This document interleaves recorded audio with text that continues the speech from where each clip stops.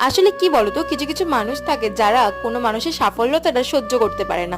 তারা মানুষকে পিছনে টানার জন্য একদম যথারীতি আগের একটা ভিডিওতে তোমাদেরকে জানিয়েছিলাম যে ভিডিওতে এত রিচ কম আসছে, সেখানে হয়তো আমি ভিডিও বানানো হয়তো এবার বন্ধ করে দিতে পারি। সেখানে অনেক নেগেটিভ কমেন্ট আমি পেয়েছি, কিন্তু তারপর আমি ভাবনা চিন্তা করে দেখলাম যে সমস্ত মানুষগুলো আমাকে বলেছে না তোমার ভিডিও আমার ভাল লাগছে না, তাদের কথা শুনে আমি যদি ভিডিও বানানোটা বন্ধ করে দিই তাহলে শেষ পর্যন্ত আমারই লস হবে। হয়তো এখন ভিউজ কম আসছে কিছু কারণের জন্য, কিন্তু কিছুদিন পর ভিউজ বেশি আসবে না সেটা কি কোথাও লেখা আছে?